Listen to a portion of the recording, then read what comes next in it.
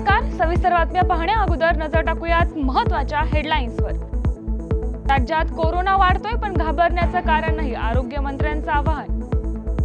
जालन्यात आमदार अर्जुन खोतकर यांनी केली पावसाळ्यापूर्व नाले सफाईच्या कामांची पाहणी. जेसीबी व्यवहारात फसवणूक प्रकरणी हगवणे कुटुंबावर गुन्हा दाखल होणार.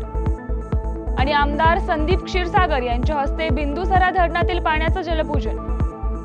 नमस्कार, मी प्रज्ञा आणि आपण पाहताय न्यूज अनकट. महत्त्वाच्या हेडलाईन्स नंतर आता पाहूयात बातम्या विस्ताराने. राज्यात कोरोना रुग्णांची संख्या वाढतीये, मात्र आता नागरिकांची प्रतिकारशक्ती वाढली असल्यानं घाबरण्याचं कारण नाही, असं मत आरोग्यमंत्री प्रकाश आंबेडकर यांनी कोल्हापुरात माध्यमांशी बोलताना व्यक्त केले. आताच्या कोरोनाचा व्हेरिएंट आणि लक्षणं देखील सौम्य असल्याचं सांगत आरोग्यमंत्र्यांनी आजारी आणि वयस्कर माणसांनी काळजी घ्यावी असं आवाहन केलंय. मीडिया असेल, सगळ्या आपल्या वेगवेगळ्या पद्धतीच्या सगळ्या पत्रकारांच्या मध्ये सुद्धा याच्याबद्दलची जी काही चर्चा आहे, या सगळ्याला माझी फक्त विनंती आपल्या माध्यमातून सर्व नागरिकांना, यापूर्वी सुद्धा मुंबईमध्ये सुद्धा 1-2 बैठकींमध्ये आम्ही सांगितलेलं आहे की कोरोनाची ज्या पद्धतीनं आता वाढलेले हे पेशंट्स आहेत, पूर्वीच्या काळातल्या पेशंट्स आणि आताच्या पेशंट्समध्ये एक मोठा फरक असा आहे की पूर्वी कोरोना आपल्यासाठी नवीन होता, प्रतिकार शक्ती आपल्याकडे त्या पद्धतीची नव्हती आणि त्या सगळ्यांमुळे आपण सगळेजण घाबरलेल्या अवस्थेत सामोरे गेलो होतो. आता मात्र प्रत्येक भारतीयाची प्रतिकार शक्ती वाढलेली असल्यामुळं अत्यंत चांगल्या पद्धतीनं आपण सगळेजण या कोरोनाला सुद्धा घाबरण्याची काही गरज नाही. दुसरा भाग त्यातला असा आहे की आता हे एका बाजूला आपण घाबरण्याचं गरज नाही, हे जेवढं खरं आहे तेवढं कोरोनाचं लक्षण सुद्धा सौम्य आहे. त्यामुळे या सगळ्या गोष्टींबद्दल अधिक फक्त काळजी घ्यावी. विशेषतः जे आजारी लोक आहेत की जे सगळ्याच आजारामध्ये आपण सगळेजण काळजी घेत असतो, ब्लड प्रेशर असेल, वेगळ्या पद्धतीचे आजार असतील, त्या सगळ्यांसाठी डायबेटिक पेशंट असतील, या सगळ्यांनी सुद्धा पुढे आपल्या आरोग्याची काळजी घ्यावी. त्यांचं म्हणणं आहे की या सगळ्या कोविड-19 मध्ये 4 नवे व्हेरियंट. आमदार अर्जुन खोतकर यांनी जालन्यात सुरू असलेल्या पावसाळ्यापूर्वीच्या कामांची पाहणी केली आहे. जालना महानगरपालिकेच्या वतीनं शहरात नाले सफाई मोहीम राबवण्यात येत आहे. आमदार अर्जुन खोतकर यांनी पाहणी दरम्यान पावसाळ्यापूर्वीची कामं लवकरात लवकर पूर्ण करा अशा सूचना महापालिका प्रशासनाला केल्यात. मी स्वतः आणि सर्व अधिकारी महानगरपालिकेचे, आमचे विष्णू पासपुले, बंडू मोहिते, आम्ही सर्व शहरातल्या नालेसफाईची पावसाळ्यापूर्वीच्या कामाची पाहणी आज सकाळपासून शहरामध्ये करत आहोत. पावसाचा अंदाज फार मोठ्या प्रमाणात आहे आणि शहरामध्ये पुढेही काही अडचण निर्माण होऊ नये या उद्देशाने नालेसफाई जी चालली तातडीनं यंत्रणा कामाला लावलेली आहे आणि ही नालेसफाई आम्ही या ठिकाणी बघत आहोत. पावसाळ्यापूर्वीच्या कामावरती आमचं अत्यंत बारीक लक्ष आहे आणि तातडीने सर्व काम करू. वैष्णवी हगवणे मृत्यू प्रकरणामुळे चर्चेत असलेल्या हगवणे कुटुंबावर आता आणखीन एक कायदेशीर आरोप करण्यात आलाय.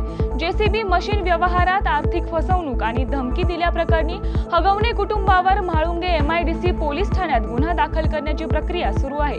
तक्रारदार प्रशांत येळवंडे यांनी दिलेल्या माहितीप्रमाणे हगवणे कुटुंबानं जेसीबी मशीनवर 19 लाख रुपयांचं कर्ज थकीत असताना तो 11 लाखाला त्यांना विकला. दरम्यान थकीत कर्जासाठी बँकेनं जेसीबी जप्त केला. याबाबत हगवणेंना विचारणा केल्यावर त्यांनी बंदुकीचा धाक दाखवत धमकवल्याचा आरोप येळवंडे यांनी केलाय. हगवणेंविरोधात गुन्हा नोंदवण्याची प्रक्रिया सुरू असल्याची माहिती पोलिसांनी दिली आहे. म्हाळुंगे MIDC मध्ये प्रशांत येळवंडे म्हणून जे तक्रारदार आहेत त्यांनी अशी तक्रार दिली की शशांक हगवणे आणि लता हगवणे जे आहेत त्यांचा एक जेसीबी त्यांनी 2022 मध्ये खरेदीचा व्यवहार त्यांचा झाला. त्याची जी किंमत ठरली होती त्याची पार्शल अमाऊंट ही तक्रारदारांनी त्यांना दिली होती आणि उर्वरित जी अमाऊंट आहे त्याची EMI चालू असल्यामुळे तेवढी अमाऊंट ते हगवणेंना देतील आणि ती त्यांनी EMI स्वरूपात बँकेला भरायची. परंतु जी दिलेली रक्कम आहे जवळजवळ 6.5 लाख रुपये ती शशांक हगवणेंनी बँकेला न भरता परस्पर स्वतःसाठी वापरली असं तक्रारदारांचं म्हणणं आहे आणि मग बँकेने तो जो EMI भरले नाही तो जेसीबी जप्त केला होता. तर जप्त केलेला जेसीबी जो आहे तो शशांक हगवणे यांनी सोडवून आणला, परंतु जे तक्रारदार आहेत त्यांना परत दिला नाही. म्हणून ज्यावेळेस हे तक्रारदार त्यांना जेसीबी आणि मागण्यासाठी किंवा पैसे परत करण्यासाठी गेले होते तर त्यांनी त्यांच्याकडे जे लायसन्स वेपन आहे त्याच्या आधारे त्यांना धमकी दिल्याचं तक्रारदारांनी फिर्यादीमध्ये म्हटलं आणि याप्रमाणे शशांक हगवणे आणि लता हगवणे यांच्या विरुद्ध फसवणुकीचा व धमकी दिल्याचा गुन्हा म्हाळुंगे MIDC पोलीस स्टेशनमध्ये दाखल करण्यात आला आहे. त्याचा पुढील तपास पोलीस स्टेशनमार्फत करण्यात आला. बीड मतदारसंघाचे आमदार संदीप क्षीरसागर यांनी आज सकाळी बिंदुसरा धरण परिसरात जलपूजन केले। यावेळी त्यांनी पावसाच्या आगमनानंतर निसर्गाचा आभार मानले। धरण ओव्हरफ्लो झाल्याच्या पार्श्वभूमीवर आयोजित करण्यात आलेल्या या कार्यक्रमाला कार्यकर्ते, पदाधिकारी आणि स्थानिक नागरिक मोठ्या संख्येने उपस्थित होते।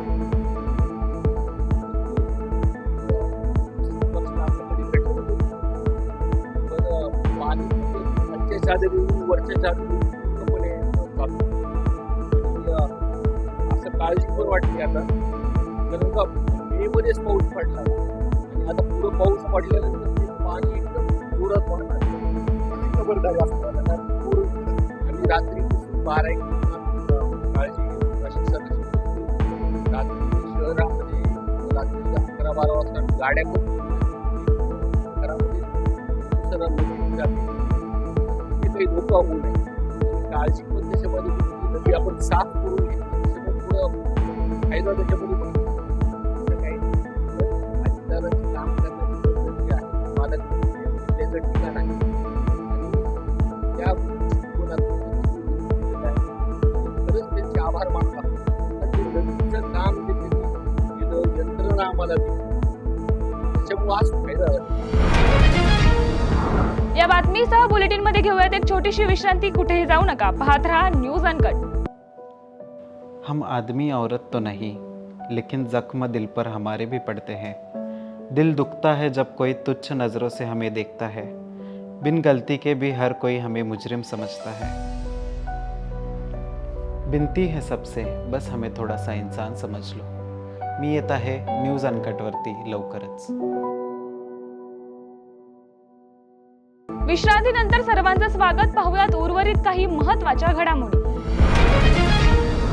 मागील काही दिवसांपासून मराठवाड्यामध्ये मोठा पाऊस सुरू असल्यानं शेतकरी त्रस्त झालेत। अनेक शेतकऱ्यांची पेरणीपूर्वीची मशागतीची कामं खोळंबली आहे। अशातच छत्रपती संभाजीनगरच्या घारे गावात खोदलेल्या नवीन विहिरीचं बांधकाम ढसळून शेतकऱ्याचं लाखो रुपयाचं नुकसान झालंय। या घटनेचे सीसीटीव्ही फुटेज समोर आलं असून यात विहिरीचं संपूर्ण बांधकाम जमीनदोस्त झाल्याचं पाहायला मिळतंय। बीड जिल्ह्यातील आष्टी तालुक्यामध्ये अचानक झालेल्या ढगफुटी सदृश्य मुसळधार पावसामुळे नदी नाल्यांना पूर आलाय। दरम्यान 5 नागरिक ट्रॅक्टरवरून जात असताना ते ट्रॅक्टरसह नाल्याच्या पाण्यात वाहून गेलेत। प्रसंगावधान राखून नागरिक आणि पोलिसांनी तात्काळ बचाव कार्य सुरू करून सर्व 5 जणांना वाचवण्यात यश मिळवलंय। या घटनेमुळे संपूर्ण परिसरात एकच खळबळ उडाली असून वेळेवर मदत पोहोचल्यामुळे मोठा अनर्थ टळलाय। अमरावतीच्या पीपल्स कला मंच आणि गट साधना केंद्र गर्ल्स हायस्कूलच्या संयुक्त विद्यमाने नाट्य अभियान आणि व्यक्तिमत्व विकास शिबिराचं आयोजन करण्यात आले।